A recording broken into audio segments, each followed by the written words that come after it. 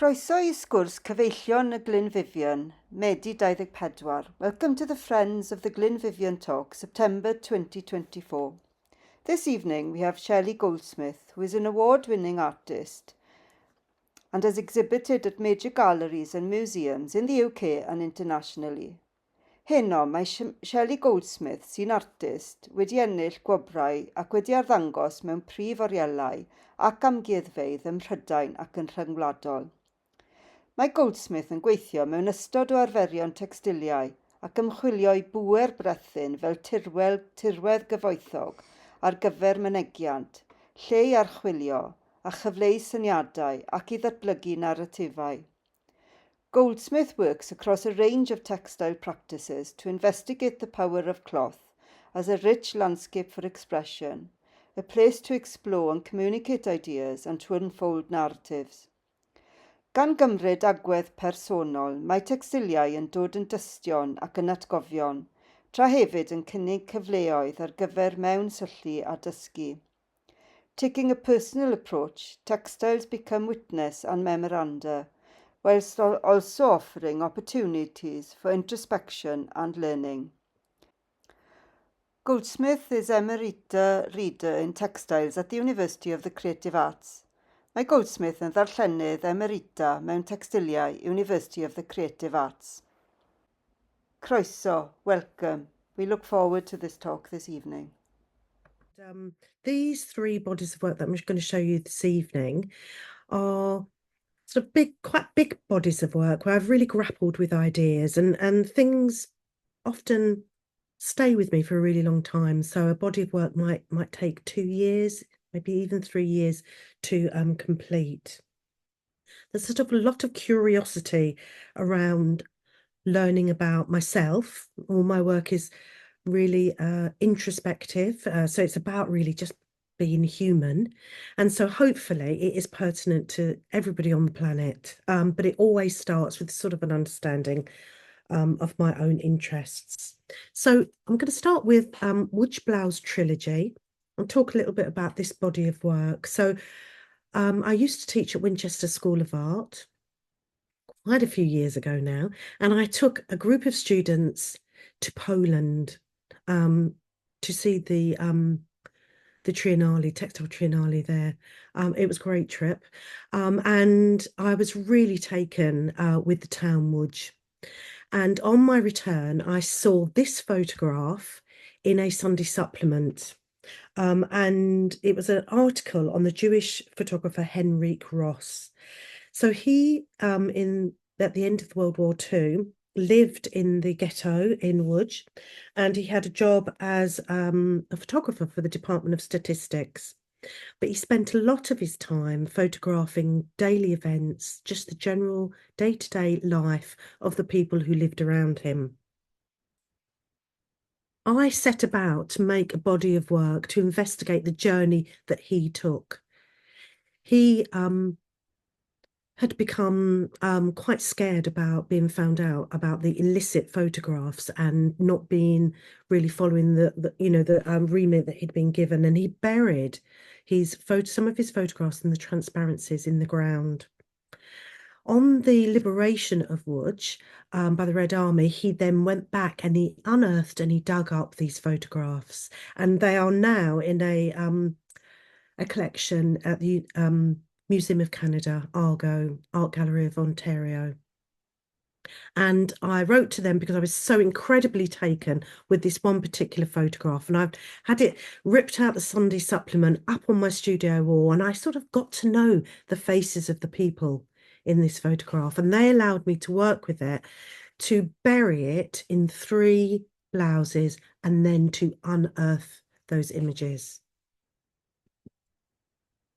So they were shown in a number of different locations. This is just one of the installations at the University of the Creative Arts in Canterbury, who happened to have these fantastic design display cases from the British Museum, which were just perfect for displaying the 3 blouses. So here they're set up in a very sort of installation sort of context, but they have been shown, in different places. One of the pieces was originally made for the Lace Museum in Calais. So this piece, called Inherited, was first made at the Lace Museum and interacted with some of the lace that was in their archives. Sorry, I woke up with a cold this morning, so I'm just a little bit croaky. And so I thought very much about the idea of lace on our clothes, and sometimes you might add a little bit of lace to pretty something up, an old, a lace tablecloth over a dirty old table, lace curtains at the window. What are they hiding? If you pulled them back, would they reveal?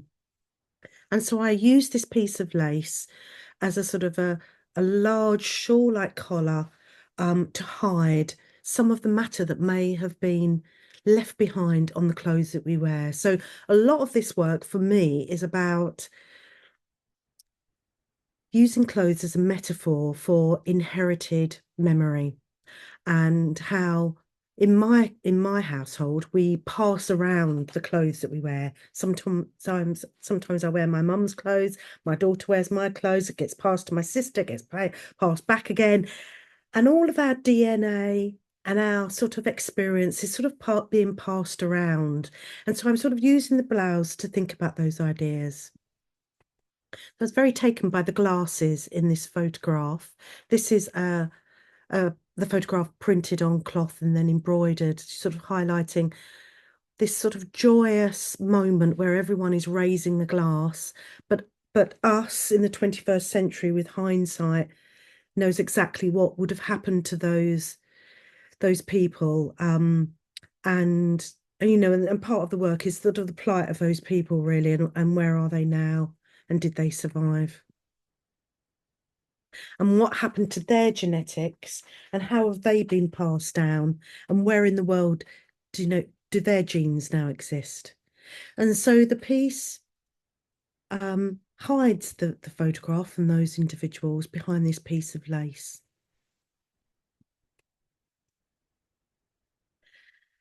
So then we move on to the second blouse, Concealed. And I'm thinking very much about, what do we carry with us in our body that we've inherited that we don't know that we have?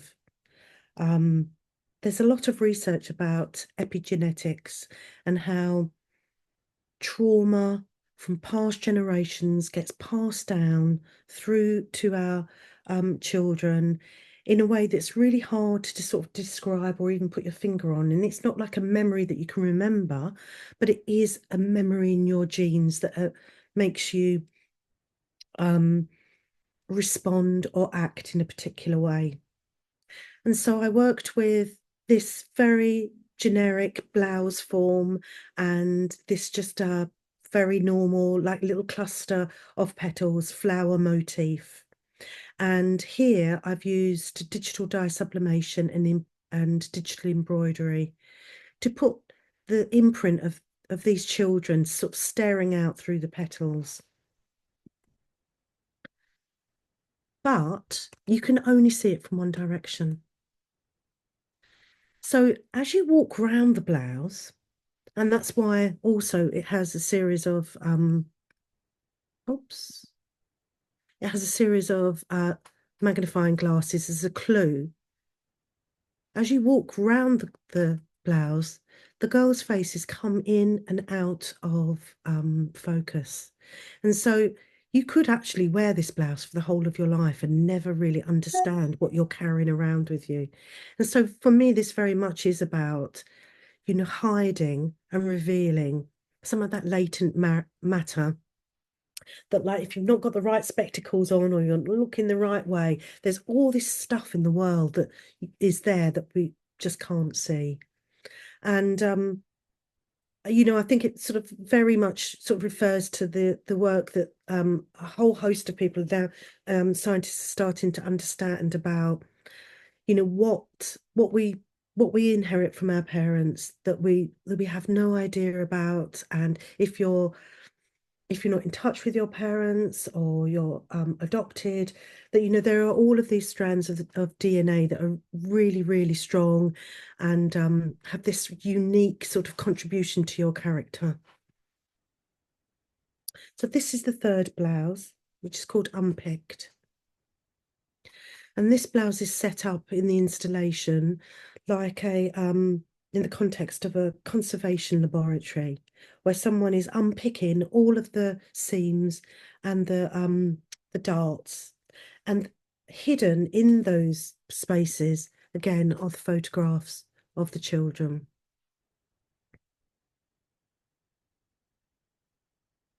So unless you went through this procedure, you would never know that they were there. You could carry this garment on your body throughout your days, sort of carrying experience and never observing it, never experiencing the fact that it's there. And so this body of work very much is informed by these people that come along on the journey with me in my practice. They probably don't, they in fact 100% do not know that they do that. So there was this incredibly influential article that I wrote by Kitty Hauser called A Garment in the Dock, and how the FBI illuminated the prehistory of a pair of denim jeans. And so they actually apprehended a guy who burgled a bank based on the jeans that he wore that were in the CCTV. And so it's, it's so incredibly significant about the clothes that we wear and how we imprint ourselves on them. That if you wear something day in, day out, it has your DNA on it, but it also has this landscape of the shape of your body. And the jeans, we can't see it in this image very well, but the jeans have these unique troughs and landscape sort of hills and valleys that they can see in the camera work. And then they go to his home and they find that specific pair of jeans. And then there was something I listened to on the radio, Memories Passed Between Generations. And that's about, the work that I've just been talking about, where they're now starting to understand the significance of this passing down of genetic matter. And the work was also really helped by many years earlier. I'd worked with Alison Fenley at the Forensic Science Service, where I'd spent a day there in her laboratory, watching her as she doused bits of clothing to reveal bodily fluids, and then understand whose DNA that was and how that could be used in sort of in the law.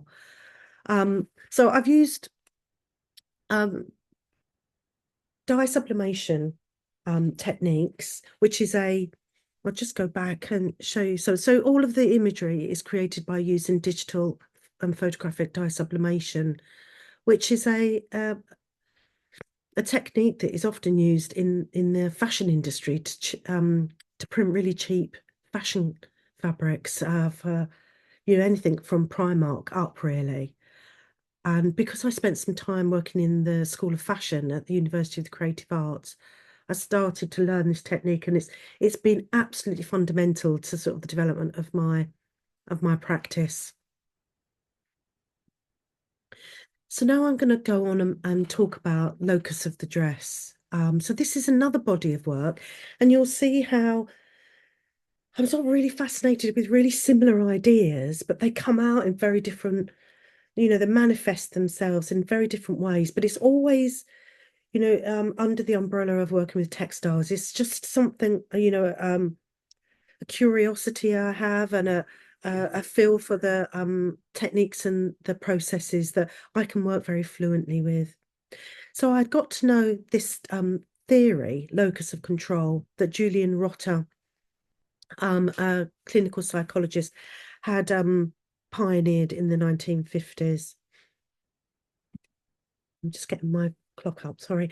So he talks about us all having a locus of control, and we're either situated as an internal or an external location.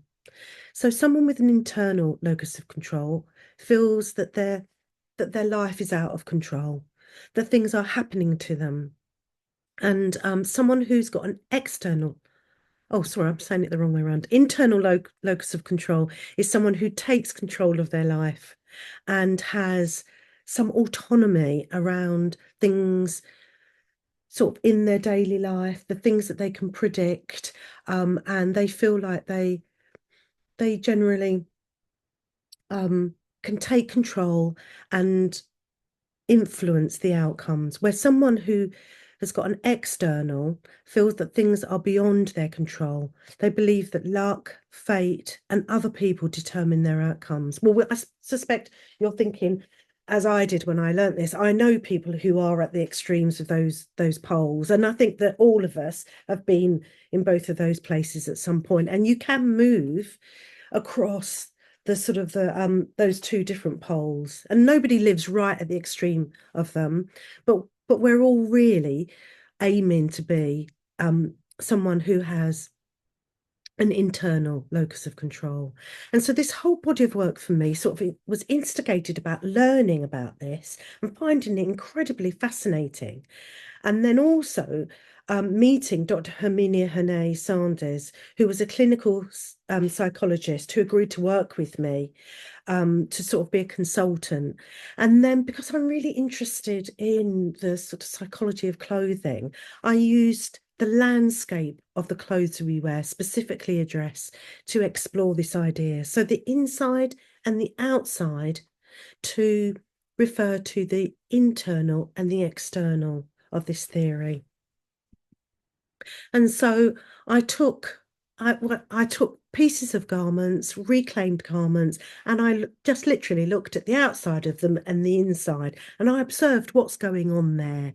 So, you know, the outside is very much about what we show to the world. It's like a barrier to the world, almost sometimes like an armor where we have, you know, beautiful top stitching or embroidery and buttons and bows, and you know, it's quite, you know, it's on show, and the inside is often quite uh well, the opposite, falling apart, disheveled. You've got all of the inside of the seams, you've got things unraveling, you've got the inside of pockets. And, you know, I started to sort of see this sort of vernacular language around this. So for this project, I chose two geographical locations and two ways of working that were really pertinent to me to explore those two poles of those ideas. And so on the left, you can see a line drawing, a graphite drawing of Cincinnati. It's a tornado approaching the town of Xenia near Cincinnati in Ohio, in the States where my parents lived. And this for me embodied the idea that Rotter talks about. It's quite out of their control. They're always going to their basement to hide. A bell rings, a warning comes on the TV, and it's called Tornado Alley, and it's one of the places in the world where they have extreme weather conditions, and it's quite scary when you're there. It's very unpredictable. On the right, we see the location where I live. I live on the Kent coast. I walk the Kent coast. I swim in the sea. It's for me a much more predictable place to live.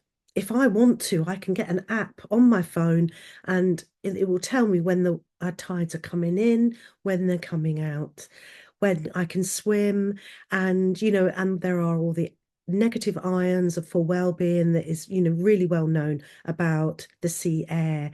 So we have on one side this unpredictable, quite scary space, and this other, on the other hand, this more tranquil space. And I've approached them by using very different forms of media. So one is graphite drawing that's quite sort of manic in its mode of drawing, and then the other one is documentary photography that is full color.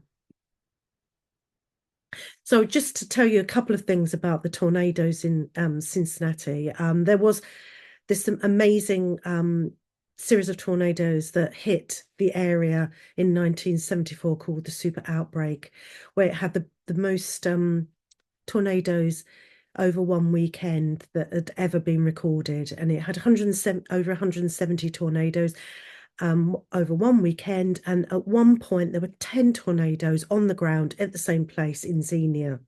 It must have been extremely scary. So I went to the library and did quite a lot of research, and I had to pay the newspaper to draw from this documentary photograph of a tornado coming into the Green Hospital.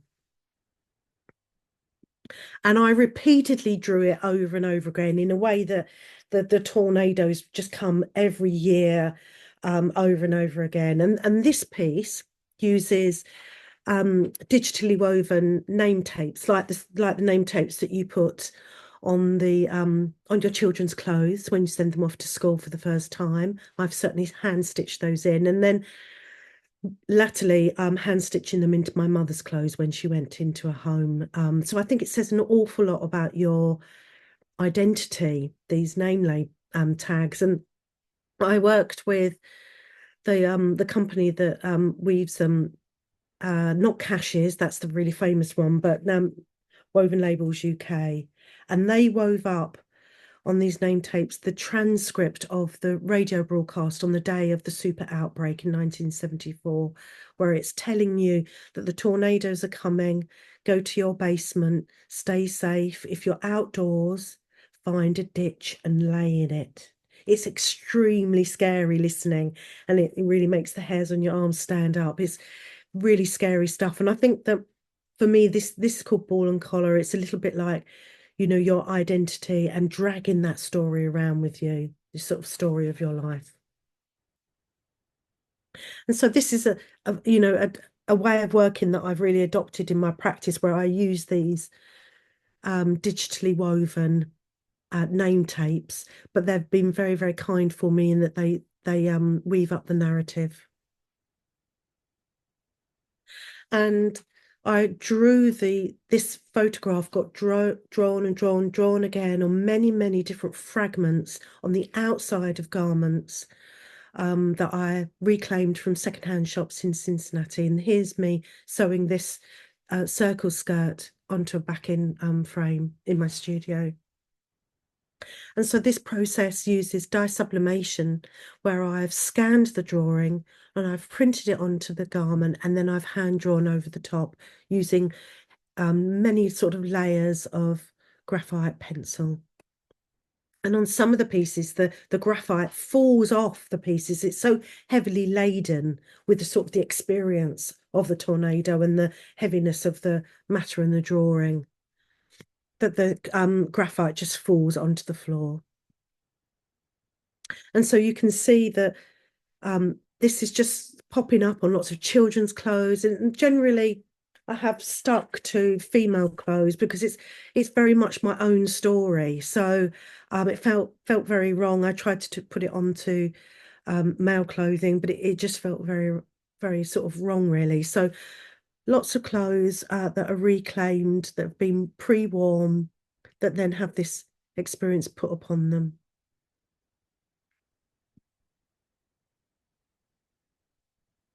Some of them are very, very fine, small pieces where you can barely see the like little shards of clothing, and they've just got a little hint of the experience that these pieces of clothing may have experienced.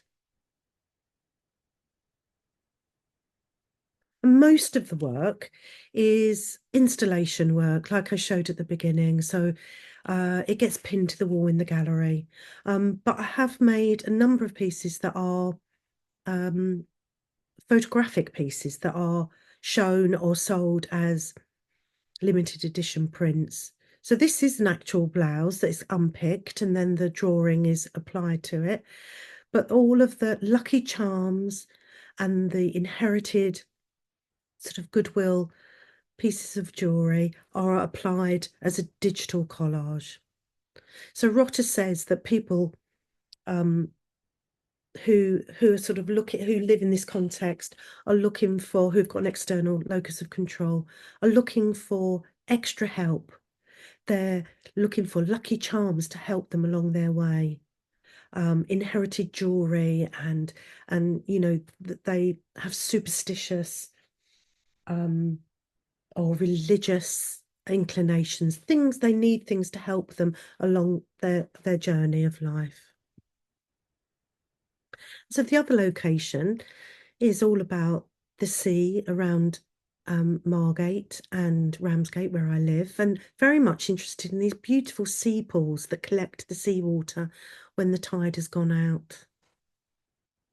And so in sort of as my days when I've walked past them, I've just been recording them and taking photographs of them. And so these have been applied to the inside of garments. And so I'm now looking at a very different landscape, one that's much more personal, more, more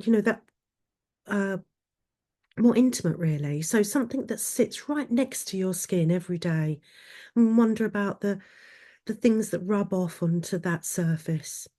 And this piece is called Sewing the Sea Around Me. And it's like a secret protection. And here it's in an installation in the Fine Art Museum in Fort Collins in Colorado. And I love the idea that I was just sort of sending a part of the Kent coast all the way over to America. And you can see in the detail where the piece has been printed. So the garment has been made, and then the pieces, the image is printed right over the top. And so you get plenty of sort of overlap and areas that have not been printed. And then there's a picture of my daughter learning to sew next to it. And just the idea that you can sew a whole sort of world around you and walk through life.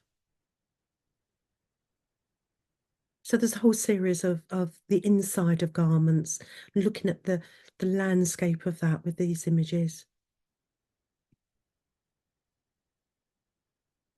I love this polyester blouse that's been unpicked, and it has sort of the old ICI polyester label in it. Now, this lovely image of this person just so carefree, swimming in the Walpole Bay tidal pool in Margate.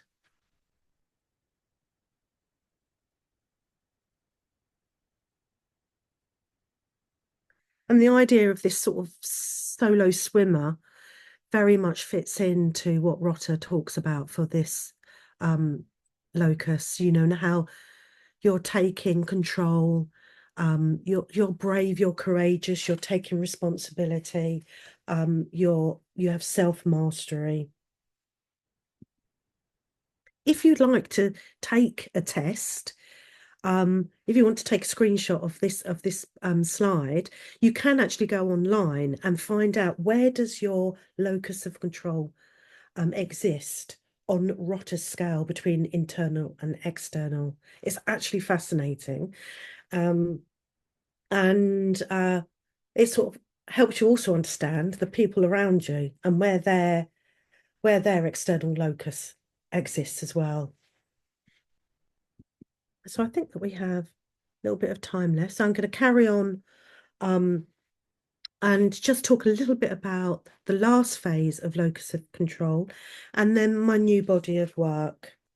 So the locus of control is the theory that set up the locus of the dress, which is the title of this body of work that I gave it. At the end of this, I then moved on to sort of an extended investigation called Dresses for Giants. So around the coast where I live, there are these buoys that help navigate and divide the swimmers, and one of the biggest shipping lanes of this, well, I think one of the biggest shipping lanes of Europe. And these buoys do a very good job of keeping everyone safe. And some of the buoys have this beautiful bell inside them. And when you go out, like if you go out seal watching, as I've done, you can hear the bellboys, you can hear them ringing. And they're these beautiful, like, it's just a lovely soundscape. And they really struck me as this, wonderful sort of service for well-being, keeping us all safe. And around the second-hand shops where I live here in Kent, you often see this little brass bell lady on the right. I don't know whether you have one or you've seen them, but they're here in abundance. I think they've gone out of fashion, and they're this lovely little brass bell, a really lovely ornament. And for me, it just paired these thoughts together, and I thought, it's incredible. This little ornamental lady has this bell under her skirt. So it's like she's got an internal warning system, a little bit like these bellboys that are keeping us safe out at sea. And wouldn't it be amazing if we all had the facility for that warning system? And so then I moved on to making a body of work that's based around a wedding dress that I bought in Cincinnati when I was visiting my parents. And I used dye sublimation techniques to sort of ink up and print this dress and print through this dress. And this is a view of an exhibition called Dresses for Giants I had in Margate 2 years ago. So this lovely little bell lady became so important to me, and I did lots of drawing and photographs to expose this special sort of magical element of this morning bell. I even wove one of them, thinking that being able to weave my own dress is the ultimate in sort of self-mastery and take control of my destiny. And all of these prints are from the same wedding dress. And they look massive. They're not, they're life size, but because they're really voluminous, there's so much fabric in there, they just look really large. And in actual fact, they aren't dresses for giants, they're just dresses for people who wear dresses, for anyone really. So I'm thinking about it's the character of the people that wear these dresses, not that they're made for giants. And some of them have this lovely little bell inside, so embroidered onto the printed fabric.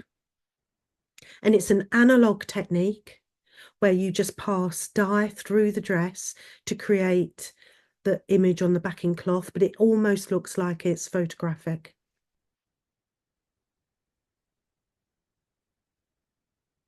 I became really obsessed with working in this way. It was so incredibly exciting to do these prints.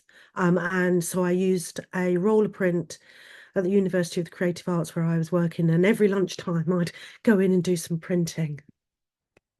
And you can get a positive print and a negative print.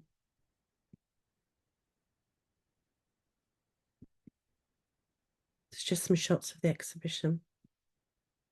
And there was also another short dress that I used from Cincinnati. And then again, so a positive and a negative print. And here you can see I'm using a photographic image of the Walpole Bay sea pool. And again, I've used the woven name tapes. And here I've told the story of, like I'm telling you really, of that transition from moving from one place to another place. And that's sort of what's happening in these dresses. So they've moved from being these 1980s polyester, quite horrible wedding dress, to being looking like a sophisticated or a historical archival dress, a print of an archival dress. When people came to see the exhibition, lots of people said, are they antique dresses? And then they'd see the zip, and it's quite confusing, but that's whole part of the story really. That's the idea I wanted to achieve. Here's me again in my lunch hour sewing and pressing the name tapes. Somebody did say to me at the exhibition, did I use a sewing machine to sew them all on? But it took months to sew them on. But it felt very, very important to me that they were hand done. And here you can see how the print takes on part and ghostly visions of the swimming pool, the sea bathing pool in Margate. This is all part of the technique of how you layer up the dye, the digital image and the hand painted images to then print the dress. And so you can see here how there are many layers. So in the background, there's a photographic image of the Walpole Bay, and you can see people who are walking along the coast. Then there's hand painted dye, and then the dress has been put on, and then it's been printed. And here I'm using two different colours. I actually got really fed up because lots of people asked me, were they cyanotypes? And I even got lots of people saying, would I come and teach their students how to use cyanotype? And it's not a cyanotype process, it's dye sublimation. And cyanotype can only be done in blue. And so maybe I was remiss in using blue. And so I then decided I'm going to do a whole set of crimson prints just to sort of make sure that everybody knows that this is not cyanotype. And again, I've used the woven tape, but on this occasion, they're turned upside down. So they can only be read when they're draping down and the back is revealed. These ones read my internal warning bell or internal warning system. I think it's a bit of both. And so I was very taken by the boys. I love the idea of this solo swimmer representing the locus of control. And I did a lot of drawings and collages on small pieces of reclaimed cloth to explore that idea. These are much smaller. I've just put this in for scale. And there is a film on my website and on Instagram that shows you how I've made those pieces, which is very much more illuminating of the techniques that I've been using. And then very, very quickly, I think I've got about 1 minute left. I'm just going to talk about what I'm working on at the moment. So another really big shift. There's just a couple of slides because I really don't know what I'm doing here. I'm in a place of really exploring. But I'm now merging two ways of working. So I'm still using digital dye sublimation, but I'm using much more tapestry. And I'm using these 4 images that my dad took of me, my mum and my sister, and some of our female relatives in the 60s. And so both my parents died quite recently, and I've inherited hundreds and hundreds of slides from my dad. So I've been going through them, and there are all of these amazing photographs. They are really poor quality though, because the slides themselves are scratched and very dirty. And so and so I've been digitally scanning them and reworking them, and I'm turning them all into surfaces that look like they're woven.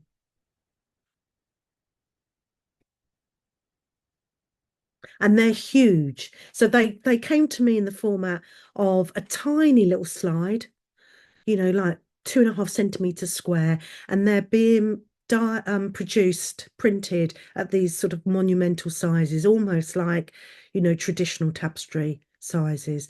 But they've got so they've changed quite a lot from the original photograph because their surface looks quite different. This is me trying to work out how I was going to print them. This is me on the right, printing them at UCA using their heat presses. I've done so much weaving in my career, and it's so time consuming, but now I've stepped back from teaching, I have a lot more time to dedicate to something that I absolutely love, and I've not used that much in my career for the last 10 years. And so now I've started to weave again. And I'm combining these digital images with these woven images. So here I'm weaving this table and chair. It's a photograph that wasn't shown previously, but it's from a photograph. I weave it on the side, but it will be used this way up on the photograph, and I've kept all the warp threads intact. I'm very keen to make it really really clear that it's a woven piece of cloth.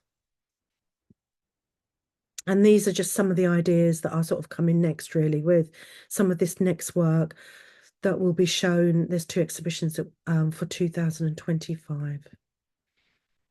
And here you can see some of these pieces are woven, already pre-woven elements that I've already done, and others that are like just drawings and proposals.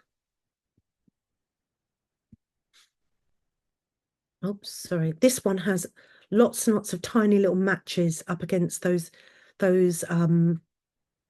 miniature houses. It was a family day trip out at the miniature village in Yarmouth. And so I'm just in the process of weaving all of these lit matches. And just right at the end, just in case you think that it's all very easy, sometimes all goes dreadfully wrong. And here I just put this in because just recently I put on a 2-meter warp to start weaving, and it really wasn't right. And so then I spent a couple of days cutting it off, and I've had to restart. So all of this work comes with a lot of starts and stops and things going wrong and redoing things. Maybe that's why it takes me so long to do each body of work. Thank you. So thanks very much for listening. I'm really open to any questions about any of the techniques or ideas.